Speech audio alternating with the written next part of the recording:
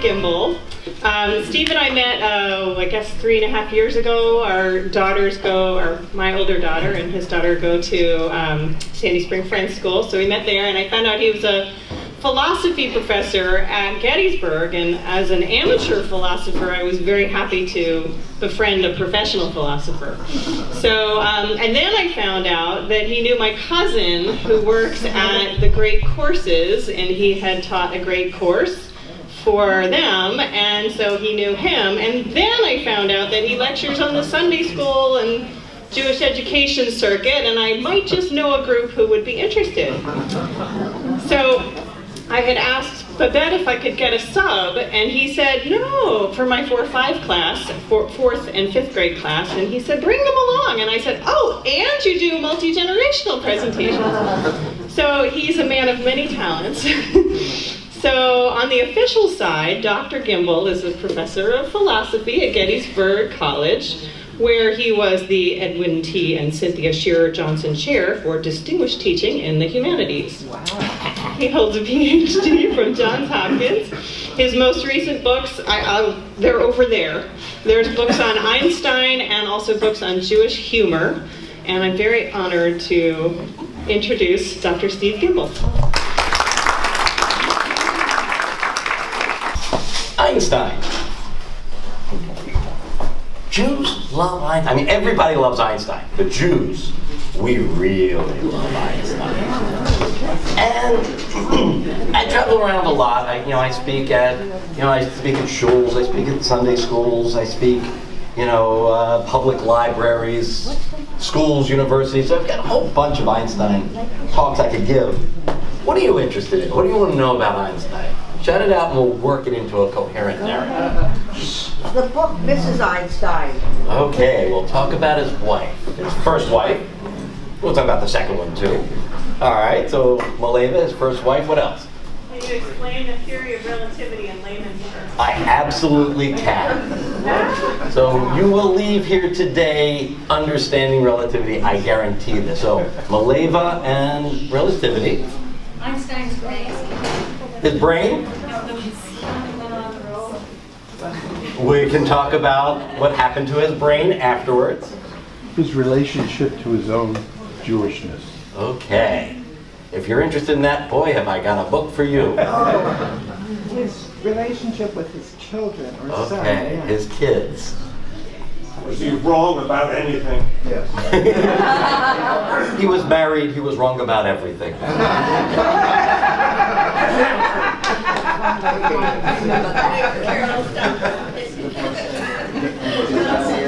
And in today's world, we might pathologize some of his quirks, and your take on that, you might be described as on the spectrum.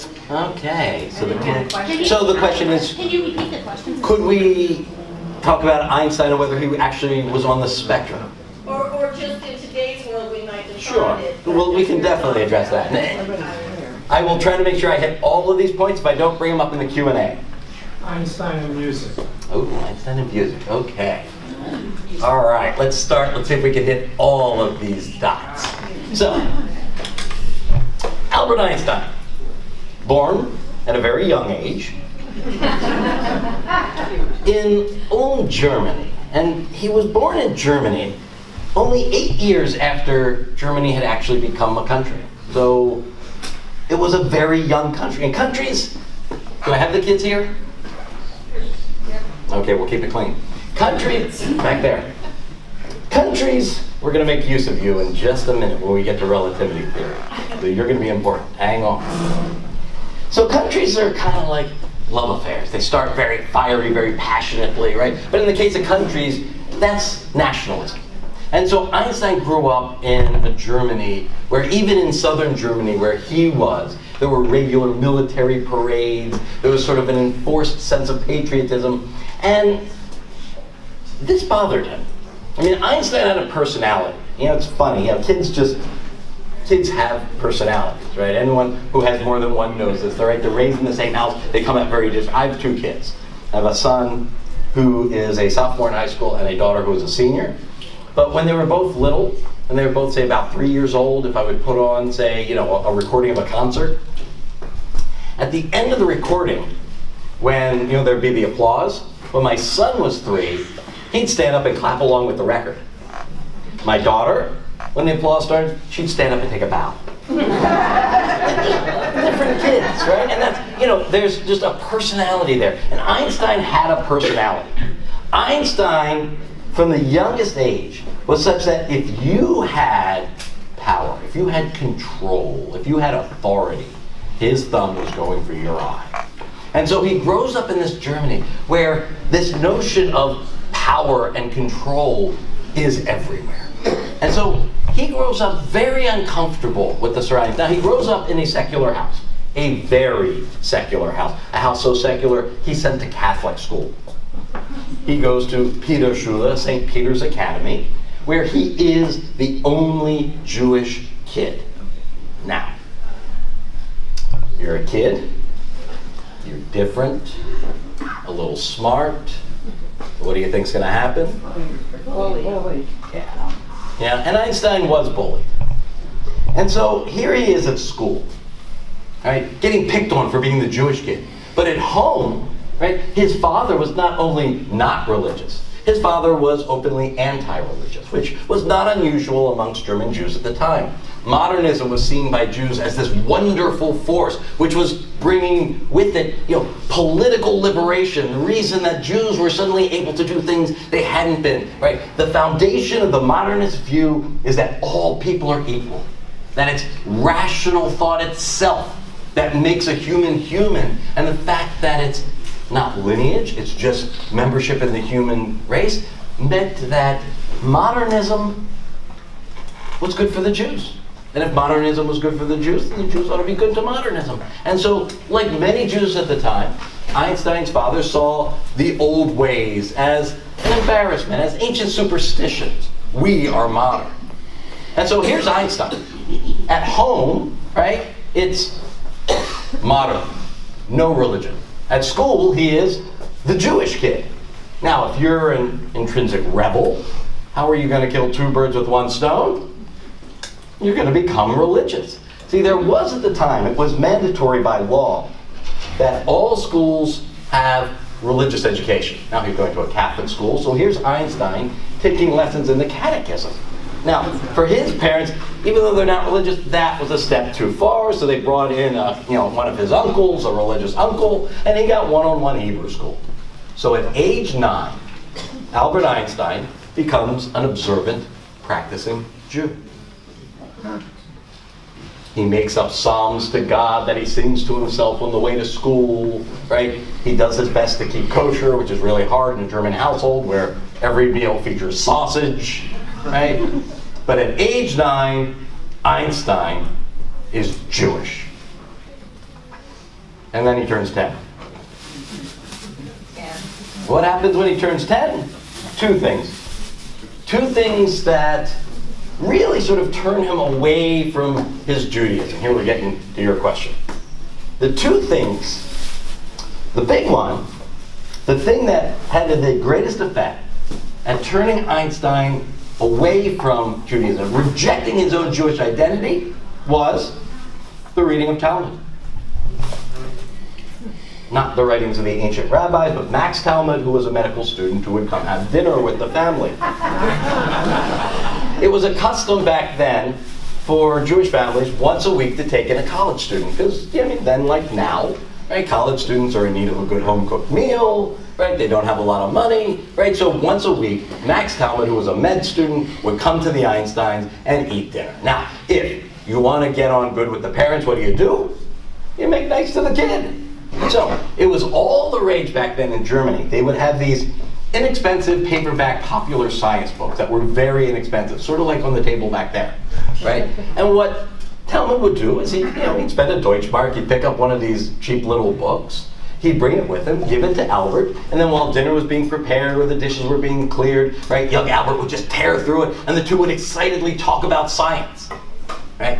The book that really got him, the book that just blew his mind, was a book on Euclidean geometry. I heard 3 people go, ooh. That's the most reaction I have ever gotten to that line. So Euclidean geometry, let's think about Euclidean geometry. How does that work? Oh, it's logical. Yes, exactly. So I love that. she says it's logical, it's beautiful, it's elegant, it's clean. It starts with 13 definitions. Right? What's a definition? That's just what you mean by a word, right? So he starts by defining the geometric terms, right? What is a point? That which has no part, right? Sort of like your hairstyle, right? I'm getting there. The idea here is that's just what we mean by the term. He then gives 5 axioms. These are general mathematical truths that just have to be true, right? So if I give her a certain number of apples, and I give her the same number of apples, then I give them each the same number of additional apples, they still have the same number of apples as each other, right? Equals added to equals yields equals. Must be true, right?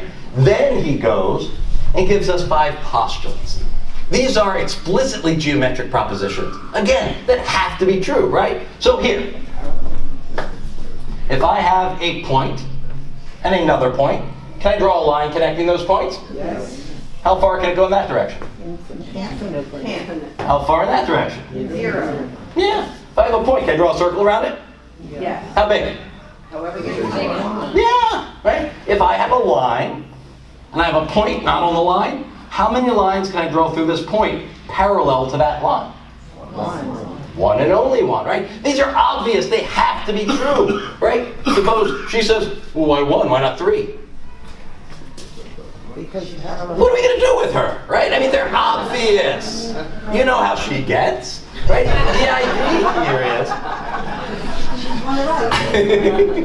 the idea here is we start with these basic propositions that have to be true, and then using deductive logic, the logic that gives you absolute certainty. What comes about? Theorems. Hundreds of theorems, complicated, in some cases counterintuitive truths about the nature of space itself. And all of them are proven, absolutely proven. Using that beautiful logic, what you're able to do is come up with true, undeniable propositions about the nature of space itself. Einstein sees this, and his mind explodes. The nature of space itself is accessible to the human mind using nothing more than its own powers of reason. I can know the nature of space by just thinking. And if you can do it by just thinking, what don't you need? Anyone to tell you anything. For someone who has a deep anti-authoritarian strain, this is the greatest idea in the world, right? What doesn't he need? He doesn't need a teacher. He doesn't need a policeman. He doesn't need a rabbi. He doesn't need any authority. No one should tell him what to think. He can gain that knowledge through the use of his own reason. The other thing that happens that year is he gets sick. Not very sick, just, chicken soup sick. And so he's at home, not feeling well. His father brings him a compass. Now, you remember your first time seeing a compass, right? Okay, nice, so what? Not for Einstein. That needle always points north, no matter how you orient the compass. What's pulling it? Where's the string? What's doing that? There's an invisible force that is actually having an observable effect. There are invisible forces in the world. So when you couple the compass with the geometry book, there are invisible forces active in the world, and I can understand the way all of this works using nothing more than my own mind. Using nothing more than the power of human reasoning, I can come to understand everything. And so he has no more need, in his own mind, for anyone or anything with authority. Wow. 10 years old. It happens to everybody at age 10. Yeah. And that's what you figure, right? Because at this point, He rejects his Jewish identity completely. And you figure, okay, it happens at that age. Exactly, but they'll grow up, right? What'll happen, they get the earring and the tattoo, but eventually they get married, they settle down, it's okay. Well, this actually lasts a while. He goes off to college. We can talk about that in greater detail in a bit, but he goes to the ETH, which is the MIT of Switzerland. And there, he goes, because his parents want him to be an electrical engineer like his uncle, he decides, no, I want to be a physicist. And so there were 4, this is an engineering school, so not a lot of physics students, there were only 4 other physics students in his class. 3 of them were Swiss, 1 of them was Serbian, and that wasn't even the most interesting thing about her. Yeah. Mileva marriage. Mileva goes to the ETH in part because she is that smart. She's going to study theoretical physics. And the ETH is one of the few universities in all of Europe where women could go. So Einstein's there, this dark-haired, smart woman, as sarcastic as he is, and he falls for her. Now, there is a myth that Einstein was bad at math. Einstein was not bad at math. You'll hear sometimes, well, Einstein failed math in school. No, he did not. And we know this because we have 2 pieces of physical evidence. One, his report cards. He gets top marks. The other is we have letters from his mother to his grandmother. Now, if you are a Jewish mother and your son is doing very well in mathematics, what are you doing? Failing, exactly. We have the evidence. Why this comes about is actually one of his college professors, and we can talk about this later. It was one of his college professors who himself realized how brilliant Einstein's theory was, and we'll get to that, I promise, and made some important advances in it, and was constantly ribbing Einstein because Einstein, while he was smart, was not quite as smart as he thought he was. That is, Einstein always thought he knew better. Einstein went to college and he says, I want to study physics. What is physics? Physics is what the physicists are doing. It's what's happening now. It's what's going on in the journals. At the ETH, the head of physics was a man named Weber, who was a student of Hermann von Helmholtz, who was the most important German scientist of the late 19th century. And Weber was very proud to have been Helmholtz's student and thought that Helmholtz was the end of physics. And all of physics was basically designed to lead up to Helmholtz. And for Einstein, no, that's where it starts with the, And so Einstein thought, all they're teaching in class is this old stuff. I don't need that. And so Einstein just decides not to go to class. He spent all of his time in coffee houses with the journals, working through what's happening now, what's hot. Then there were exams. So at the end of the year, you got to pass your exams. Einstein hasn't been to class. Fortunately, he has a friend, right? There are different kinds. I'm sure those of you in the back in high school, you were the back row people too. We know who you are. And then there were these people. Front row. I teach. I know who you are. And Einstein had a front row friend who kept impeccable notes and who allowed Einstein the week before the exam to sit down and study with him from his notes, and they would finish first and second in the class. So he has this sort of rebel mentality that he thinks he can get away with. He and Mileva start getting serious. She starts studying his way. And in the end, turns out it doesn't go so well for her. So Einstein gets through college. There's one final exit exam. He passes it. Mileva doesn't. Exactly. But you can take it a second time. So she has another year to prepare. So she stays there. Einstein now has graduated. He needs to find a job. Okay? Degree from a very good school.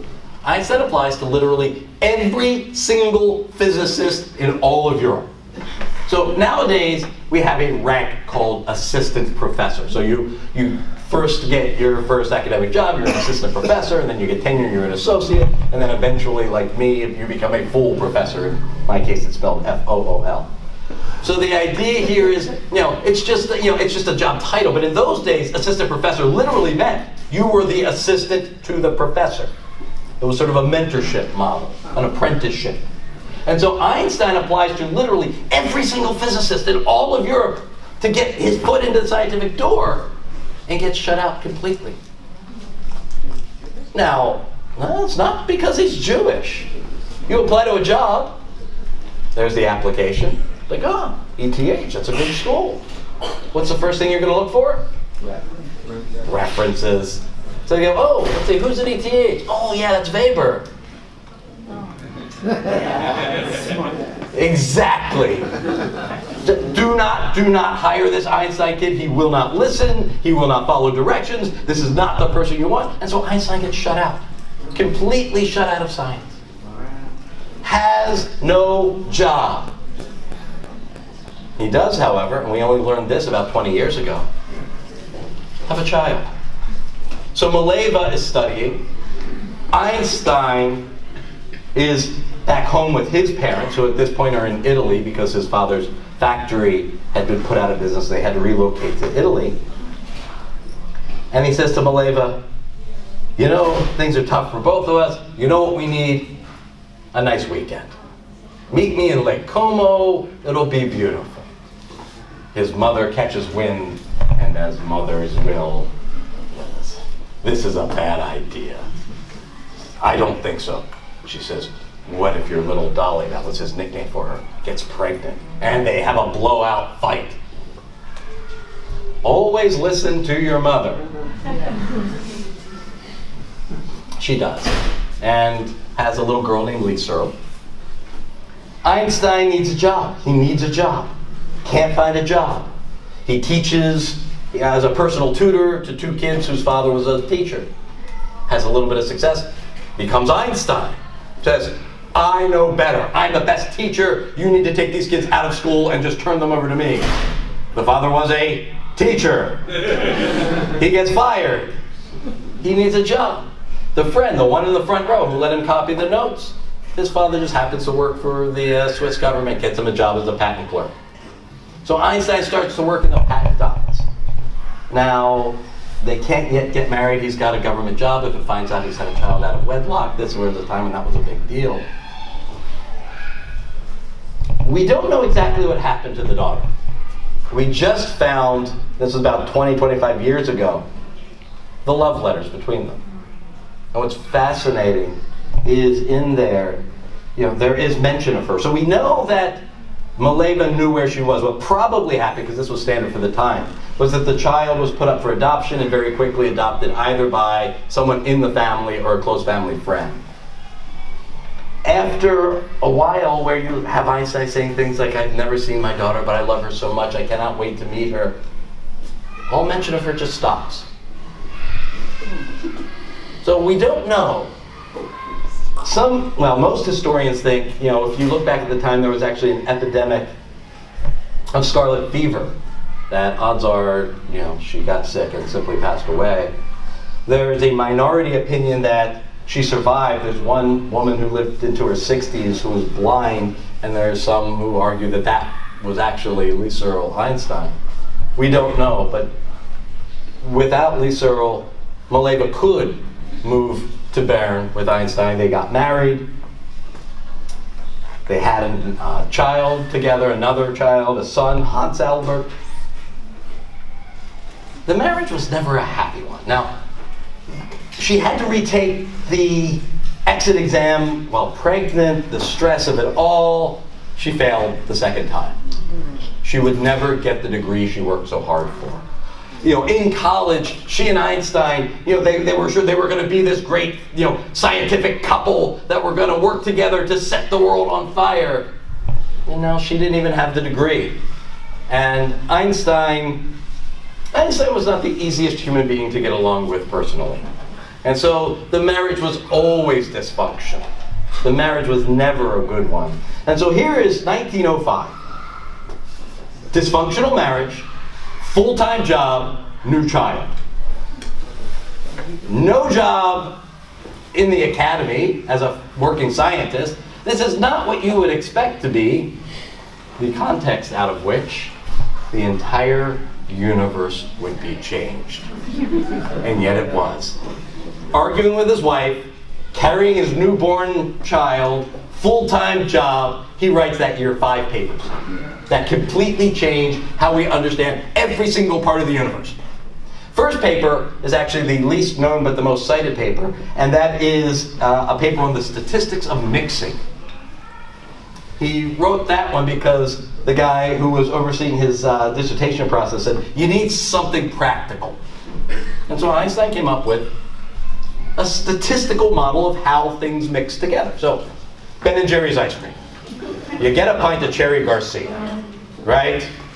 Chocolate, cherries, throughout a wonderful vanilla. You eat your way down through the pint. There's roughly the same distribution of chocolate chunks all the way throughout. There's roughly the same distribution of cherries all throughout. Why is that? Why don't you just get one pint that's all cherries, one that has nothing in it? How come all of them have the stuff evenly distributed through it? Einstein's dissertation. Mixing cement, air fresheners, the way all of that stuff works, he figured out the mathematics for it. The reason he did something so practical was that he was about to use it for something else, which is his second paper. He uses that statistical model to prove the existence of atoms. The existence of atoms. We did not, well, there were some who thought atoms were real. They were mainly physicists. There were a number who thought atoms were not real, largely the chemists. After Einstein's paper, everybody believed in atoms. Wow. That would be a lifetime's work. That's just January and March. His next paper completely changes how we understand light. That it may travel like a wave, but when it's absorbed and emitted, it works like a particle. Whoa! That's what he ends up winning the Nobel Prize for. And then his last 2 papers are the theory of special relativity. Okay, now I'm going to need you. Okay, I guarantee you will understand the theory of relativity. 2 simple concepts, okay? Covariant and invariant. So, simple question. Is the pen to the left or right of my hand? Depends which angle you're looking at. Room full of Jews, and I gotta ask an easy question. Simple question. Is the pen to the left or right of my hand? And you will say, Right. left is the one with the L, people. Okay. Simple question. Is the pen to the left or right of my hand? You will say, It depends.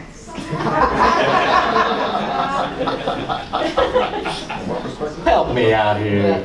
Thank you. She says to the left, and he says, You're right. she says left and he says right. They disagree with each other, right?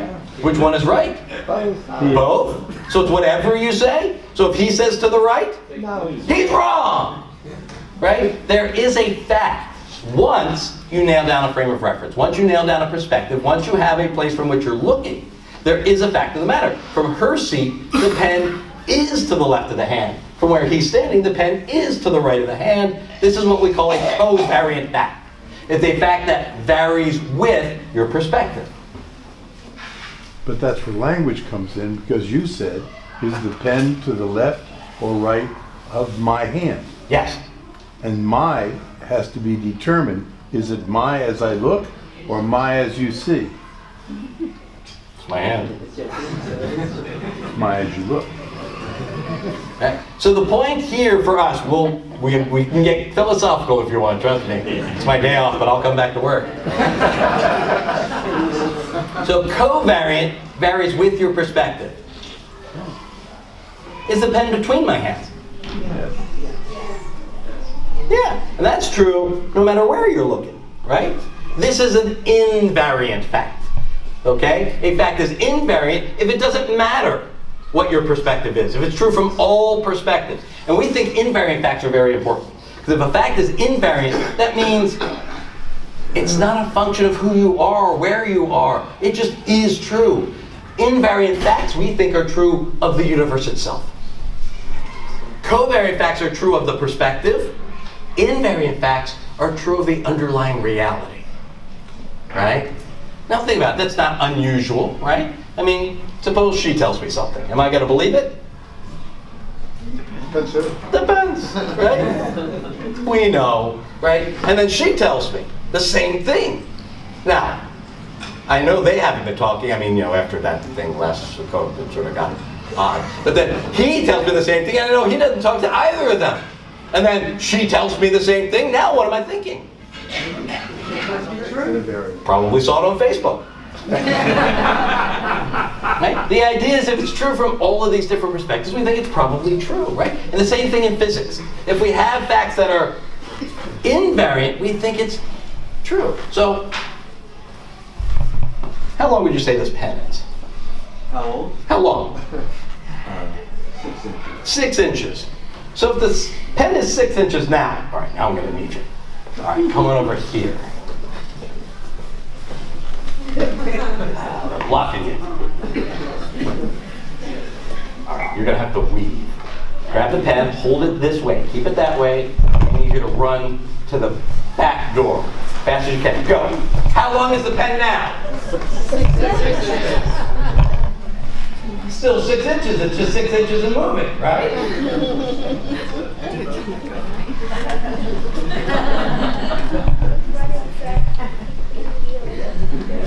We think. Got another one. We think that the length of the pen is invariant. That it doesn't matter, right? That it's a fact of the world that the pen is 6 inches. But if he were to run 3/4 the speed of light to the back door. Now how long is the pen? 4 inches. Well, it turns out you will measure it, we will measure it, as 4 inches. He would still measure it at 6 inches. So which is right? Is the pen really 4 inches or really 6 inches? Turns out that length is a covariant fact. We thought, back with Newton, that it was invariant. It turns out to be covariant. Thank you. Can you snap your fingers? Okay, good. And it's not only true of length, it's also true of time. So let's say we synchronize our watches.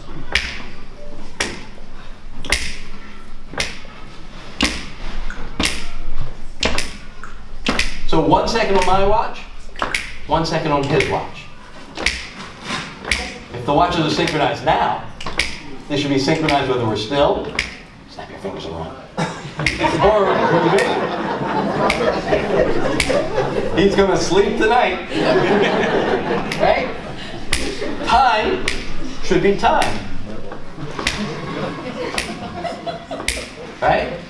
So the idea is that time shouldn't change whether you're still or moving. Turns out that if he were to run back there at 3/4 the speed of light,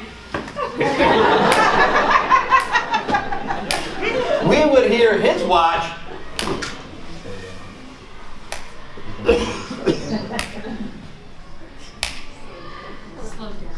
slow down. And so the idea here is time changes. Now, for him, the watch is keeping perfect time. Why? We thought that time was invariant. It turns out that time is covariant. And it's not only time, it's not only length, it's also mass. The faster you go, the heavier you get. Hang on. Don't run. So, here's the way I'll do it in the classroom. I'll take a chair and I'll push it. Say, okay, what just happened? Say, well, You pushed the chair and it moved. I applied a force and it accelerated. Now, let's say we add some mass to the chair. Now, if I want the same acceleration, what do I need? More force. Let's add more mass.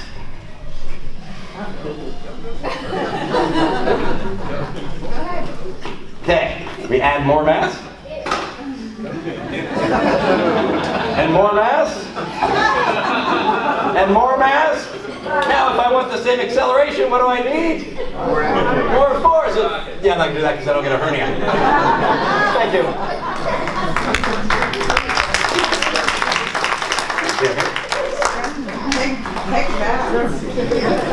This is why nothing can go faster than the speed of light. As your speed increases, the mass increases, and as you get close to the speed of light, the mass goes to infinity. And if I had a chair that was infinitely heavy, you can sit in the chair, eat lots of cookies. So if I have a chair that's infinitely heavy, now how much force do I need to accelerate it even a little bit? An infinite force, which requires an infinite amount of energy. You're not going to get that, right?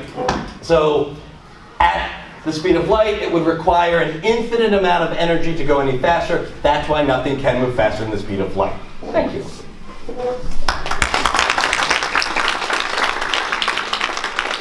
So it's not an engineering problem. It's not that we haven't figured out how. It's that nothing can. This is Einstein's special theory of relativity. And here's where Einstein thinks, okay, this is it. I'm going to become famous. I'm going to become a professor now. Yeah, not quite yet. 1905, no one's heard of him. There's this strange guy, not even a working scientist. This is sort of like, you know, you walk into a bar, there's a guy next to you who says, I've got a theory that's going to change the universe. Yeah, you do, thank you. Right, I'm going to look at my phone. Right? And Einstein was not taken seriously. Ultimately, he is. Things change. He becomes the Einstein we all know. Now, there's a lot in that story. I don't want to go on too long. But he becomes this famous scientist, right? This theory of relativity. It's completely changed our understanding of energy, of motion. Ultimately, his next theory, general relativity of gravitation, changes everything. Now, when we think of Einstein, we think of Einstein as, you know, sort of the older Einstein, the Einstein in America. We think of the hair, we think of, you know, the jokes. But Einstein was a very political person. And in Germany, Einstein is overtly political. And what is happening now? World War I. Now, World War I is a human tragedy of unbelievable proportion. We forget about how awful World War I was. I think in part because World War II is closer to us, and then, you know, the combination of nuclear weapons and the Holocaust, that we forget about World War I. But World War I was horrible. Now, in Germany, World War I was supposed to be special. See, the Germans, at the beginning of World War I, looked around and they saw every other country in Europe had had their chance to be the great empire. Now, this was Germany's time. German industry, German science, German art was all ascendant. They were poised to be the great power. World War I was supposed to be the event that brought in the German era. Now, if you haven't read the book, I don't want to give away the ending, but World War I doesn't go so well for Germany. The sequel doesn't turn out so good for them either. The idea here is World War I ends. The Germans lose. You have the Weimar Republic put in place, right? The Kaiser was forced to abdicate. You have this new government. What kind of government? A republic. Who has a republic? The French. This is French-style democracy. And if there's anything the Germans don't like, it's anything French. And so here is this government forced to negotiate from a position of extreme weakness. And as a result, right, the ensuing peace is just not one that favors them in any way. Right? The German economy collapses, right? They're forced to draw down virtually all of their military, foreign troops come in, right? The conservatives look and say, this is awful. We didn't lose the war. Look, how do you lose a war? You lose a war when somebody else invades and takes over your country. There were never foreign troops in the fatherland until they came. We didn't lose the war. But if we did, it was because of them. The liberals, the socialists, the communists, and those used to be three different groups. And so the Weimar Republic basically collapses, just collapses, and leaves the political middle empty, and you've got a left and a right. And those on the right see those on the left as unpatriotic, as the enemy. Now, who was it who was one of the major public advocates of the Weimar government? Einstein. Right? Who is it? Who is the most prominent vocal left figure in their political life? Amongst them is Einstein. Overtly political. Does not like the militarism, the nationalism of the conservatives. And says it. And said it during the war. This was a war that had near universal support. And here's Einstein speaking out at a time of enforced patriotism against the war as a pacifist. After the war, everyone loses everything, right? The economy collapses. You need money. You have some small measure of fame. You got, in this case, he now has 2 children. What do?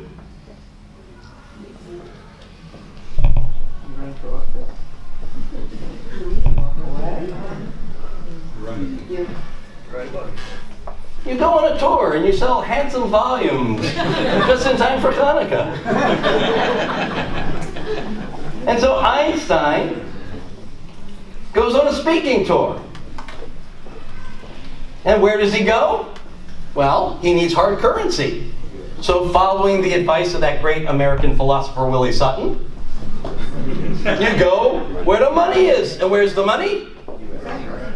The US, Britain, and France. And so here's Einstein being celebrated around the world as the new German, the rehabilitated German, the good German.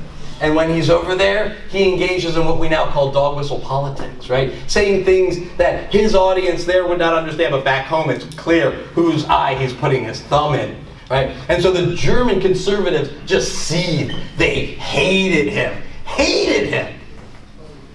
Think Jane Fonda during Vietnam. That's the level of hatred, of anger you saw towards Einstein in Germany. Yeah, he was seen as a traitor in that exact way. And so the idea here is that Einstein, because he's a political person, because he's a celebrity, he's being taken seriously. And so those on the right, the German conservatives, wanted to undermine his political power. What was the source of his political power? That theory. That theory. And so if they could undermine the theory, they would undermine the man. And so, led by 2 German Nobel scientists, physicists, they began to refer to the theory of relativity as Jewish science in an attempt to denigrate it, right? You go to the marketplace and you buy something, you think you got a great deal, and then you're walking back home, oh, those Jews, they hoodwinked me again, right? They've been doing it to us in the marketplace, now they're doing it to us in science. They're coming up with this nonsense and trying to pass it off as legitimate science. And so all of the old anti-Semitism is now packed into a scientific debate. So the idea here is that Einstein, at this point, is vilified, receiving death threats. Now, he is still, at this time, not religious. Right? You figure, right? He's going to grow up. It was just a phase. He'd grow out of it. Right? One of my favorite, I'll tell this story very quickly. This is one of my favorites. His first major academic position was actually in Prague. And when he gets the offer, his family had been in Zurich, they pack up, they're going to the university in Prague, and as they travel, they get to the border, he has to fill out, the immigration paperwork. There's a form there, name, date of birth, all of this stuff. And at one point, there's a line that says religion.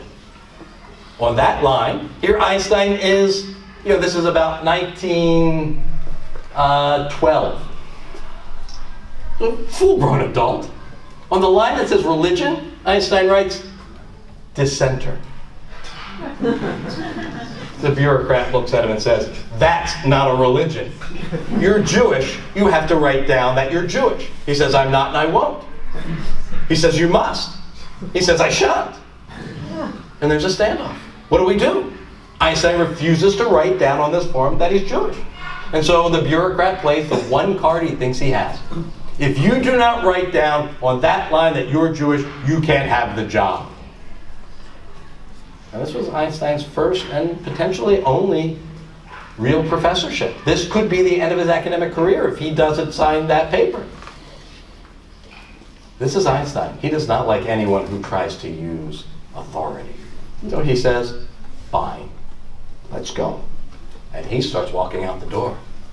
The bureaucrat realizes he's this close to losing Albert Einstein for the country, this might be bad for his job. So hang on. This is a meaningless piece of paper. This is a silly, bureaucratic nothing. This is a piece of paper no one will ever see. And yet Einstein is willing to throw away, potentially, his entire academic career just so that he doesn't have to admit he's Jewish. Just so that he doesn't have to, on this one piece of paper, write down the word Jewish. The ending is that the negotiated settlement they arrived at was that on the line he would write the word mosaic. I'm of the people of Moses, but I'm not Jewish. But Einstein is an adult, fully denying his Jewish identity. And yet, we find him in the next 8 years in Germany, again, we can tell that story later if you're interested,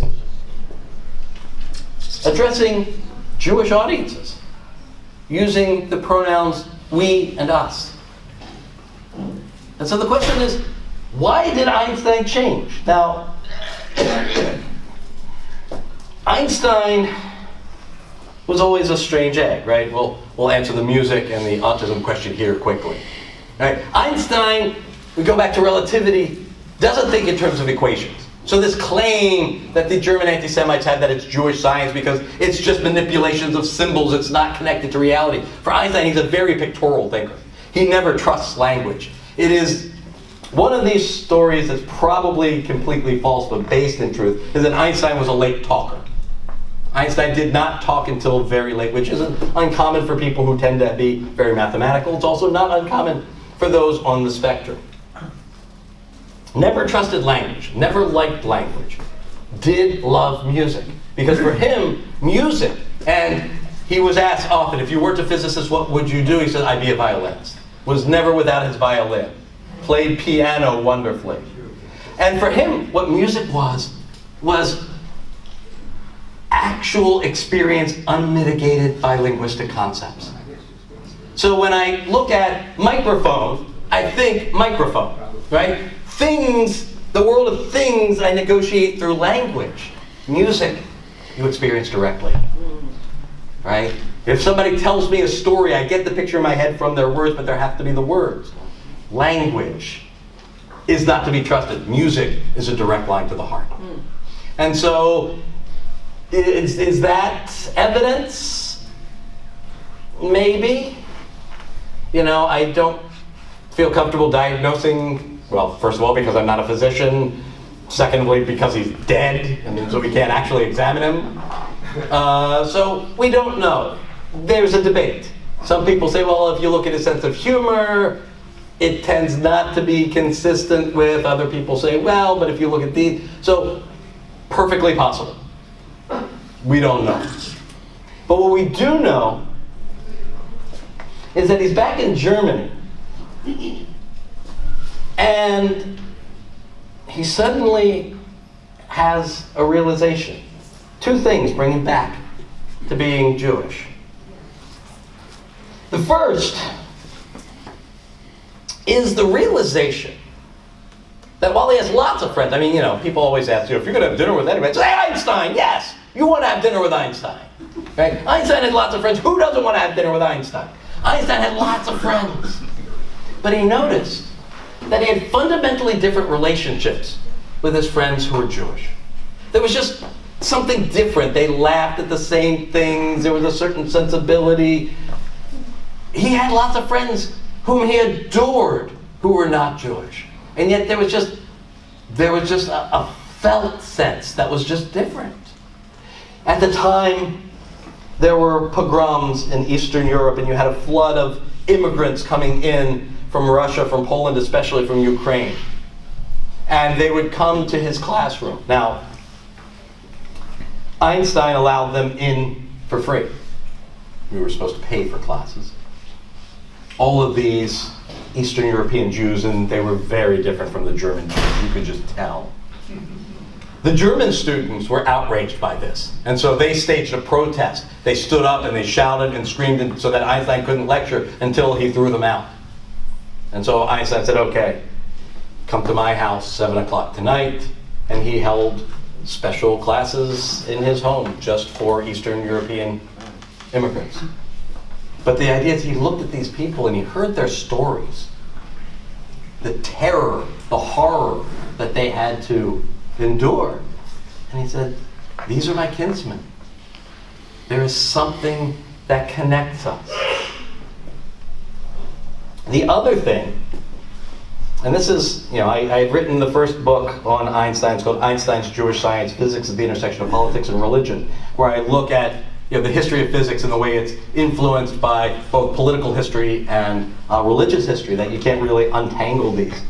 And then I was asked to write for, Yale University has this series called Jewish Lives. It's everyone from King David to Woody Allen. And they asked me to write the Einstein book. I said, sure, I'll write another Einstein book. And I'll be asked, what surprised you in writing the second one? And what surprised me when I came across was this, is that Einstein, and we know this from the diaries of this person's maid, was a regular dinner guest of Martin Buber. Now here are two people who could not be more different. Now they shared actually a common non-nationalistic Zionism, which we can talk about later.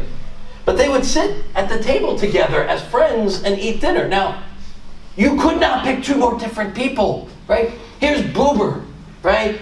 Rejecting modernism, embracing the old ways. Einstein rejecting the old ways, embracing modernism, right? One is overtly Jewish, a rabbi. The other doesn't even think of himself, and yet they're like this. And so Einstein, who is being labeled a Jew by the anti-Semites, by the rising Nazis, realizes, okay, either I can let them define me, or I could define myself.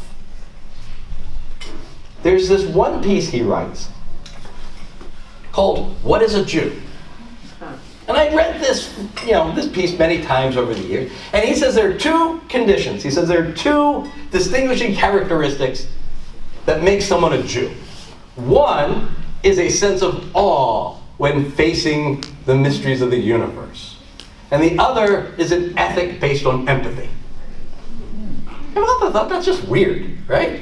Not all Jews have those, right? And there are a lot of non-Jews who do too. So why is it those two? So that piece always baffled me.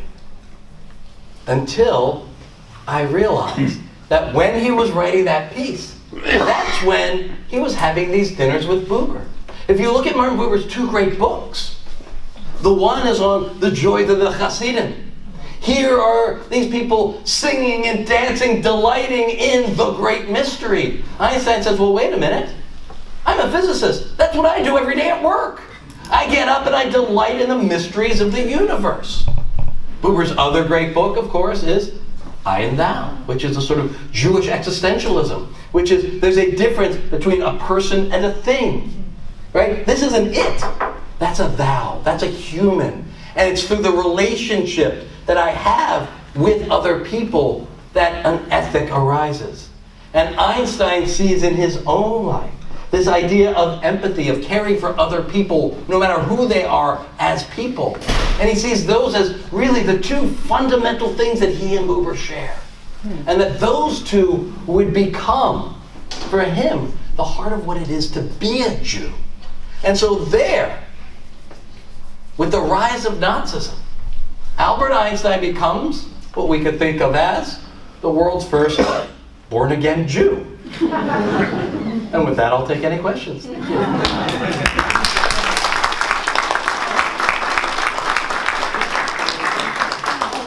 You didn't, Oh, what did I miss? the son. Oh, the son. So Einstein has two sons.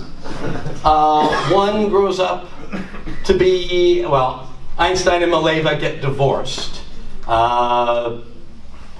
It was never a happy marriage. When he moved to Germany, that really sort of sealed the deal because Mileva loved Zurich. And, Germany was his homeland, not hers. They were fighting anyway, so they split. She took the children, there were two at this point, back to Switzerland. They ultimately get a divorce. Einstein promises her that, the German economy had collapsed. She would get all of the money when he won the Nobel Prize. Not if, when. Ultimately he does, right? So the one son grows up healthy, becomes an engineer.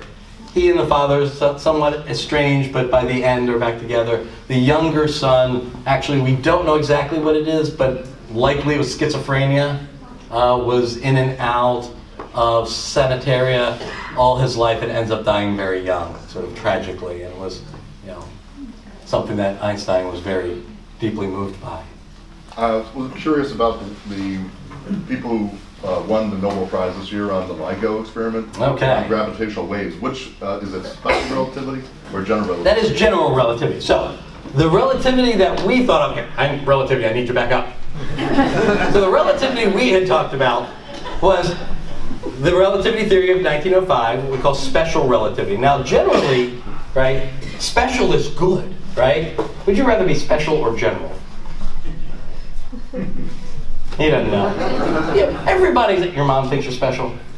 Yeah, everybody's mom thinks they're special. That's a good thing, right? Not just one of those general people. Right? In science, special means special case, means it's limited, right? Now, in the case of relativity theory, Einstein realized in 1909, when he had to write an article on relativity theory, sort of a survey article, that there were two problems with it. One was that every single force in the universe appeared in the theory of relativity, except for one. One that, for some strange reason, just never bothered showing up to the party. And that was gravitation, right? Gravitate for me. Good. Right? So the idea here is, why is gravitation missing? Right? That's weird. And the other was the equations for it. The way we move between covariant truths, the equations that take us from one to the other only work for reference frames that are moving at a constant speed in a straight line. Move in a straight line at a constant speed. Good. Right? But they don't work if he's accelerating. And we can accelerate in two ways. We can either, well, three ways. We get to speed up, slow down, or turn. Probably should have turned the other way. Okay. Right? Acceleration isn't in there. Gravitation isn't in there. Einstein, this is still, he's at the patent office, has what he called his happiest idea. He was sitting at his desk watching a guy outside his second-story window washing it. Wash the windows. No, just pretend. Right? So he's washing the windows. He's up on a ladder.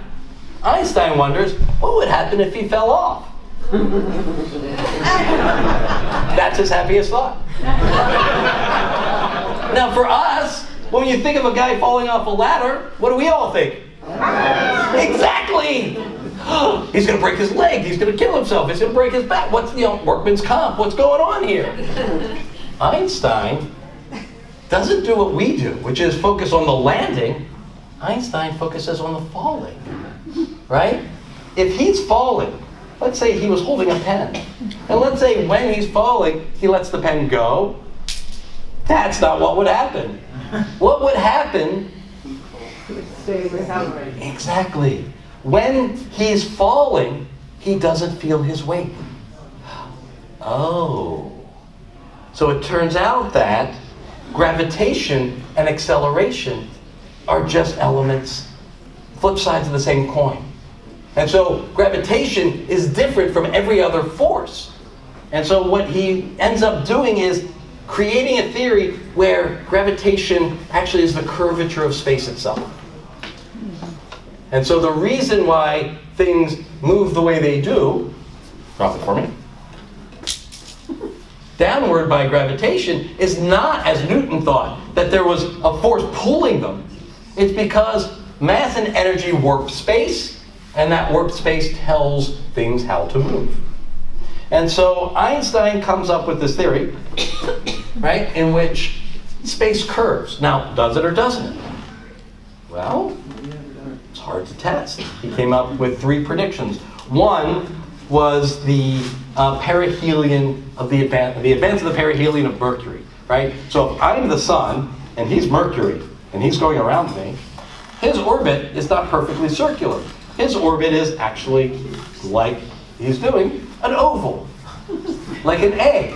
But what happens is each time he comes to the farthest point of the oval, it doesn't quite close. So he's actually moving. Actually, you're doing it well.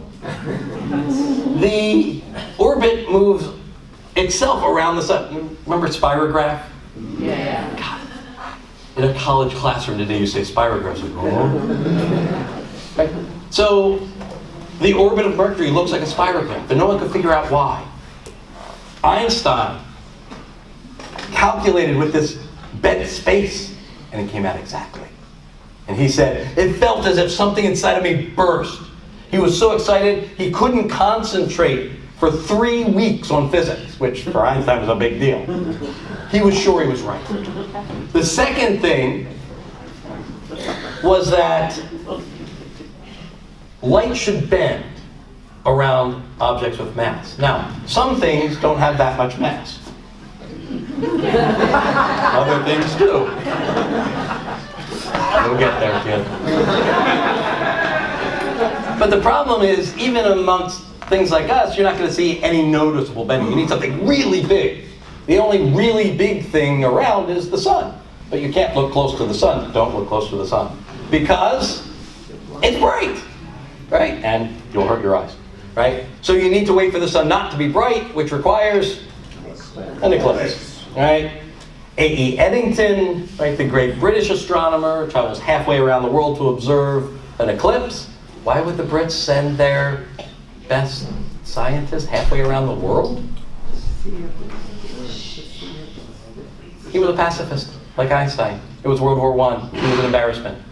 Go away and look at something. He observed it, waited for the eclipse. We knew what star should be right next to the sun. If it didn't bend, it should be right there. If it did bend, it should be right over there. So what Eddington did was took pictures, then went back. Turns out Einstein was right. First thing Eddington does, sends a telegram to Einstein. This is it, confirmation of your theory. Einstein gets the telegram, a graduate student is in there with him, he reads it, and very calmly hands her the telegram, says, this might interest you. The graduate student looks and goes, stunned that Einstein has no visible reaction. How can he not be overjoyed? This is it. This is, empirical confirmation. She says to him, Dr. Einstein, what would you have thought if the result had come out the other way? And his response was, I'd have pity for the dear Lord. The theory's right. That's arrogance. So we had those 2 pieces of evidence. The last big one is that if you have 2, so when a thing moves, you can think of space as a trampoline, right? So if we have a big trampoline and he gets in the middle of it, what's the trampoline going to do? Right? You see it? Right? Now let's say I get on the trampoline. Now let's move around each other. what's happening on the trampoline? It's having to readjust itself constantly, right? So there should be sort of waves coming out of this. If you have two really, really big things and they're moving, there ought to be waves that propagate out through space. But we're so far away, right? I mean, towards the end of the trampoline, are you really going to see a whole lot of difference? No.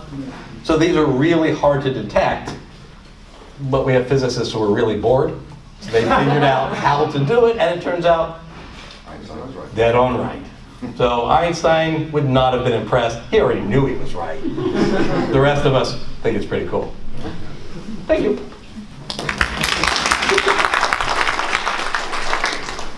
I was interested in that book, Michael Paterniti's book about Einstein's brain. Oh, I never got to the brain. Yeah, and it was such a stupid thing in a way to, take this brain that's decades old and chop it up and say this is going to tell us. Do you have some comments on that story? Maybe you could. Okay, so Einstein dies in New Jersey, in Princeton. He's in the hospital, not well. His family had visited him, just before they left. A nurse was there. He woke up. Einstein had last words. He said something just before he passed away in his mother tongue of German. The only person in the room was a nurse from New Jersey who spoke no German. So we have no idea what Einstein's last words were. But as he's dead, there's an autopsy, and the coroner who's doing the autopsy thinks, this is Albert Einstein. I can't just let that brain go. This is Einstein's. So without permission, he, that's what it sounds like, takes out Einstein's brain and keeps it. Because who wouldn't want Einstein's brain? And, over the years, as sort of mementos for people he likes, he just cut off a hunk. And I'm not making this stuff up, people. And so the brain gets chopped into various, souvenirs. But we still have some of them, and the idea was, well, wait a minute, maybe this could tell us something, right? We don't know, neurologically how to understand it, but we at least do know that brain functioned at a level that most brains don't. Maybe this could tell us something, and so the brain was analyzed for science. Are there some sections that have more connections than others? And apparently it is, in certain interesting ways, an unusual brain, which should shock nobody. Are there probably better ways? But the story, well, let me just say that, I don't know if people read it, it's called Driving Mr. Albert. Yeah. Is the name of the book. And it's, in a way, pretty idiotic because he kept the brain for, 30 years before he started sharing it. And he didn't really do what you're supposed to do, which is change the saline every week, and stuff. So it was all filled with bacteria and stuff. I mean, it's just the dumb but fascinating story. Yes. I really like it. So, highly recommend, but it gets worse because he adds in his own personal stuff about his girlfriend, and not Einstein, the author, Michael Paterniti. But still interesting, but I don't think it tells you a single thing. No, the science is not good science. Yeah. But structurally, there's probably something we can learn, but it's. So Einstein had spent, I believe, the last years of his life dealing with unified field theory. Yes. And his dispute with quantum theory. Does it have any relationship at all to Judaism? Ooh. Yes and no. So let's pull all those threads together. So Einstein actually wins his Nobel Prize in 1921 for his contributions to quantum mechanics. It is expressly not given for relativity theory because the physicists at the Institute were all very conservative and hated this relativity thing. And so Einstein kept getting passed over for the Nobel Prize.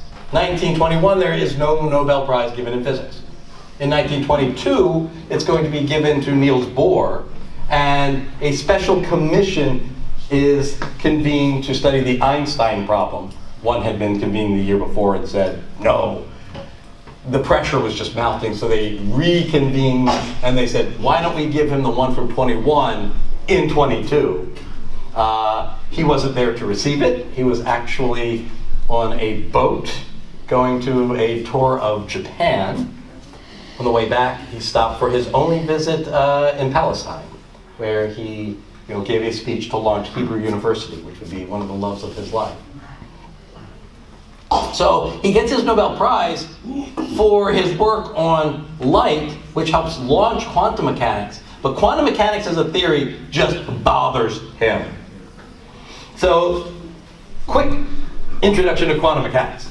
If you thought relativity theory was weird, this is really weird. I'm going to need you again. Okay, so now normally we think of physics in terms of what we call state equations. That is, this is the equation that tells you the state of a system, right? State equations connect state variables, right? These variables are things we can measure. Things like mass, have mass. Good. Position, be somewhere. And velocity. Good, right? So if you know these things, you get a bunch of ping pong balls, you tell me their mass, their position, their velocity, their acceleration. I can tell you using Newton's law where they're going to be at any other time in the future or in the past.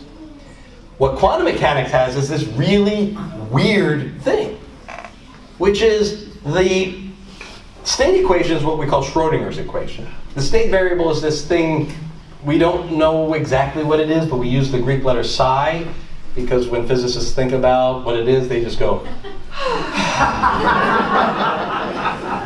but it has the mathematical shape of a wave. So it looks mathematically like a wave. It's not clear what it's a wave of.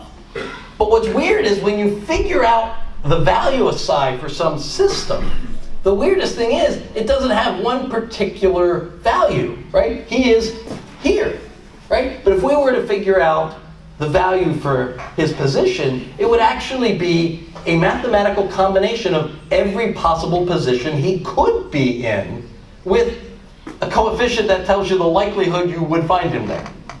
So spread yourself out through space. Right? So he doesn't have a position. The problem is we never see things like that. When we look at him, he's there.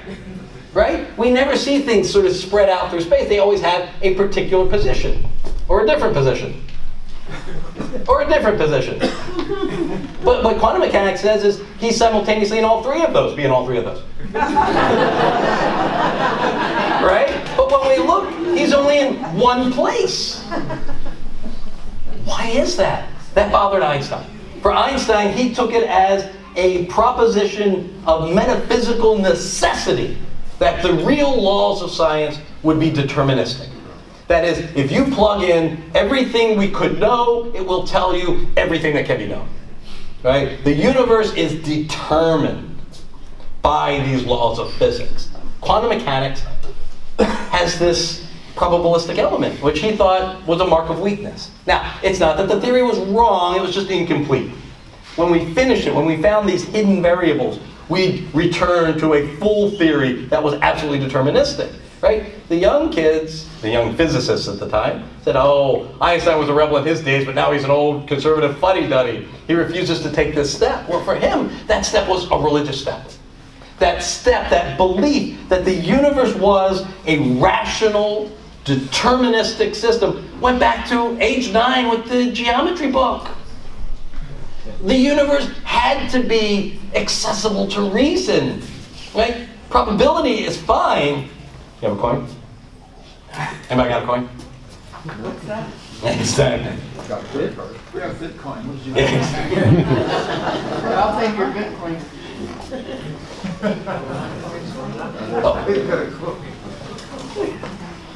Okay. Oh, I only need one. Okay. Heads or tails? Heads? Now, it is either heads or tails, right? We just don't know which. but it is heads or tails, right? So this is classical, right? It has a value. We just don't know which it was. Now, if we knew how hard I flipped it, and we knew everything about the air currents, we could determine with absolute certainty that it was. Oh, you won. Well done. You won the coin. Oh, that's Sadaka. So the idea here is, right, that uncertainty comes from just a lack of knowledge. In quantum mechanics, it comes from it can't be known. There is nothing there to be known. Einstein thinks that can't be right. And it's that way, in essence, for a religious purpose. Now, that religious purpose isn't necessarily a Jewish purpose. So when Einstein says religion, at this point, he talks about what he calls his cosmic religion. So a rabbi sent him a telegram and said, "Do you believe in God?" And he responds, we still have this, "I believe in the God of Spinoza." Now, Spinoza was a 17th century Jew in Amsterdam who gets excommunicated because he has a really strange belief. Like Einstein, he falls in love with geometry. And he thinks that the absolute logic, the deductive logic of geometry is true of the world. And his great book called Ethics reads a lot like Euclid. There are proofs and there are definitions and axioms. And he becomes, Spinoza, a pantheist. That doesn't mean that cookware is God. It means that God isn't a thing separate from the world. God is the world. So the universe is God. And the universe, is accessible to the human mind. We can understand how the nature and the behavior of this universe just by pure logic. Why? Because logic must govern the world, which means God has no free will. God is bound by logic. Logic is more powerful than God. And the rabbi said not like that, and so Spinoza was tossed. But Einstein saw in Spinoza a kindred spirit. There is this sense that for him, when he uses the word God, what Einstein means by God is the ultimate physics textbook. So what's in that textbook? The laws by which the universe is governed. What is God? God is that which governs the universe. And so it is religious for him. He does not believe, he says, I don't believe in the God of Abraham. I don't believe in a personal God. I don't believe there is a consciousness. But I do believe that there is an order, there is a structure inherent in the universe. And that he calls God. And that's why he says God does not break those rules. Exactly. The idea is that God, the absolute laws, can't have probability in them. He's not up there going, okay, he's there. Whereas if it had come out with 6, he would have been there. Right? That's just silly. That can't be right. And that is for a religious reason, not necessarily a Judaic reason, but for Einstein, the closest he gets to religion. Thank you. Well, that made me think of another question. I have 2 questions. One is, I wondered if he had read or talked about any of the Indian philosophers or writings. Yes. And the other was, when did he come to America, and what part did he have in the H-bomb? Okay, so 2 very different questions. One is yes. Actually, physicists of that period were largely fascinated by Indian philosophy, and Einstein was no different. And we have several correspondences and places where he refers to Indian writings, and the idea of a holism and the interconnectedness of all things, right, goes back to this idea of a field theory, and they really see themselves as scientifically working out something very akin to Eastern philosophy. The bomb is the second question. So, here's the story. So, E equals mc squared, right? This is the iconic equation that comes out of the theory of special relativity. So this is actually the second paper on relativity in 1905, the last paper of that one, what we call miracle year. Now, the most important part of the equation E equals mc squared is? Ooh, well done. Yes, the equal sign. What does equals mean? The same as, right? E is the same as m. Energy is mass. That's weird. No. Mass is stuff. Now, stuff can have energy, right? Oops, sorry. No worries. But stuff is stuff. energy is energy, right? What he realized was that energy, which comes in lots of forms, right? So I can have motion, which turns a turbine, right? So now I've got, a magnet instead of a coil. Now I turn that motion into electricity. I can turn the electricity into light. I can turn the light, power a calculator, right? The idea is lots of forms. Sound, heat, energy comes in lots of forms. What Einstein showed is that mass is just another form of energy. We thought it was a metaphysically separate kind of thing. There's stuff and there's energy. It turns out mass is just a form of energy.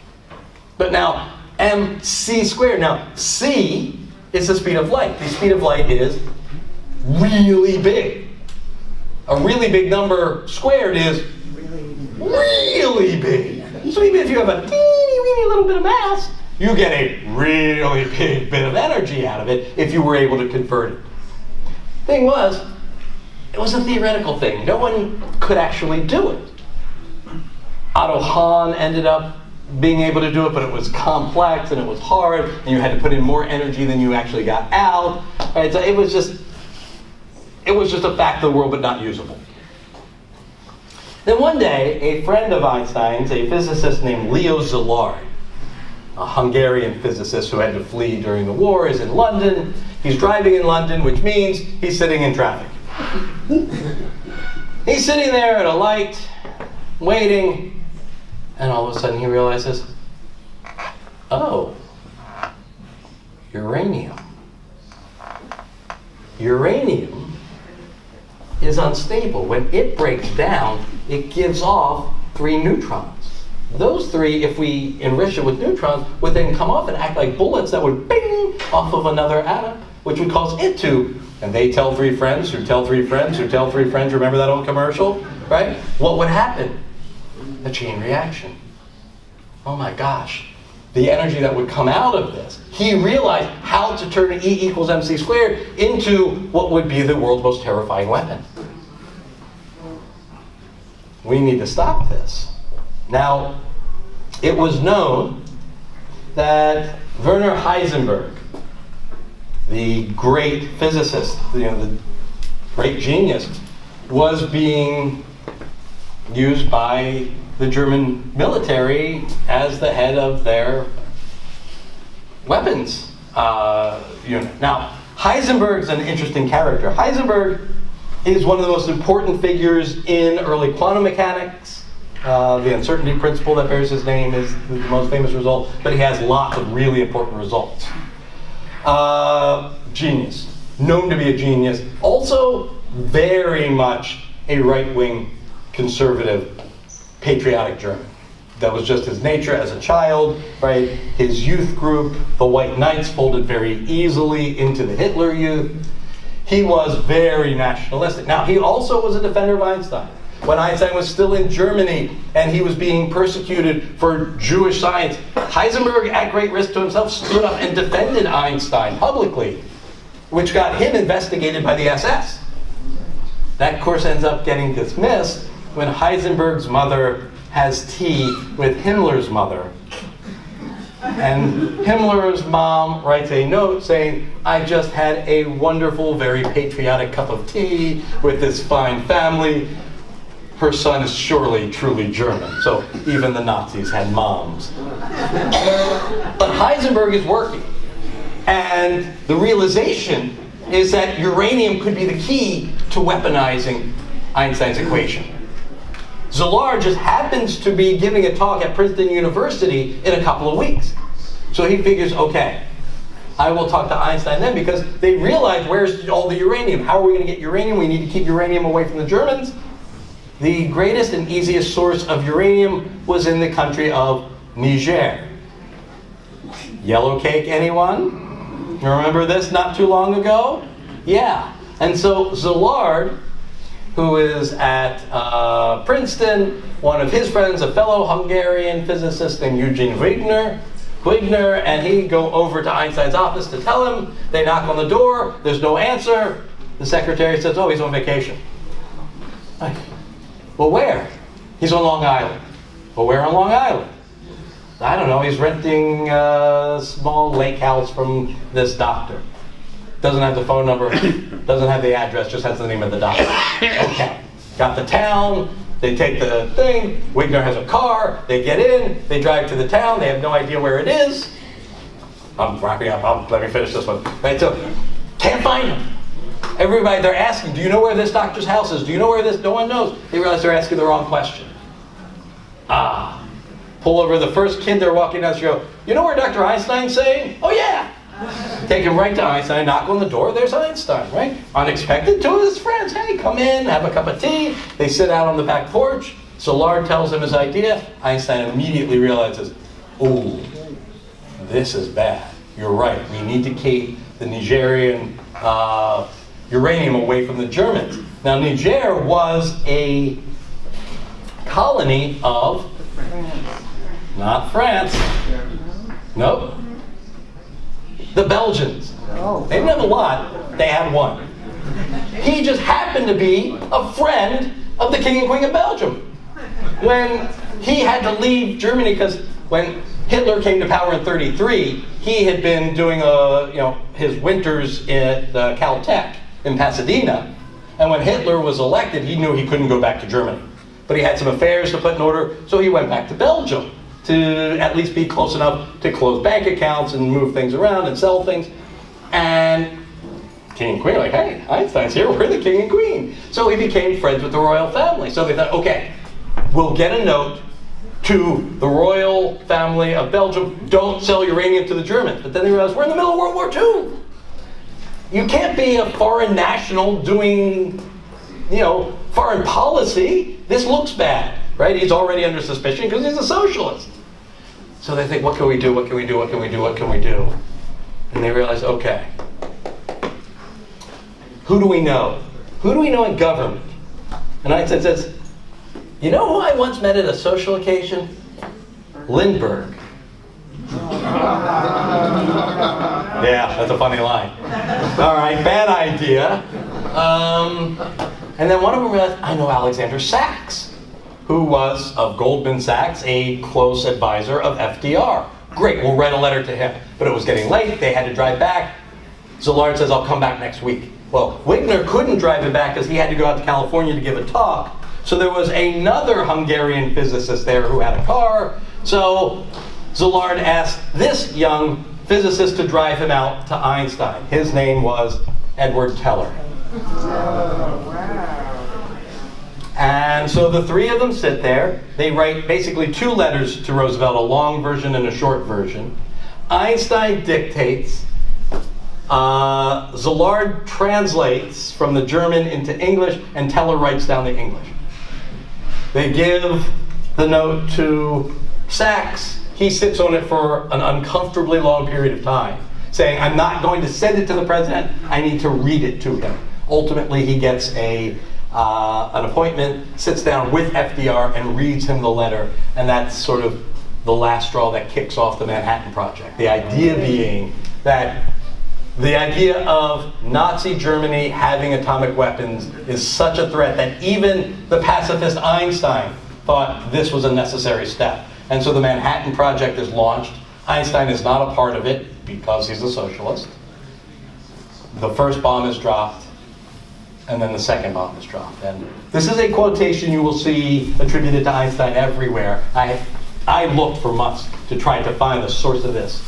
No one can find it, but the claim is, so it may be apocryphal, but Einstein said that when the second bomb was dropped, he said out loud, I could burn my fingers that I wrote that letter to Roosevelt. So he had the deepest regrets. Now this was the original atomic bomb, but the person who was there, literally penning the letter, was the father of the H-bomb. And so history is this weird sort of interconnection of different nodes. Okay, unfortunately, we'll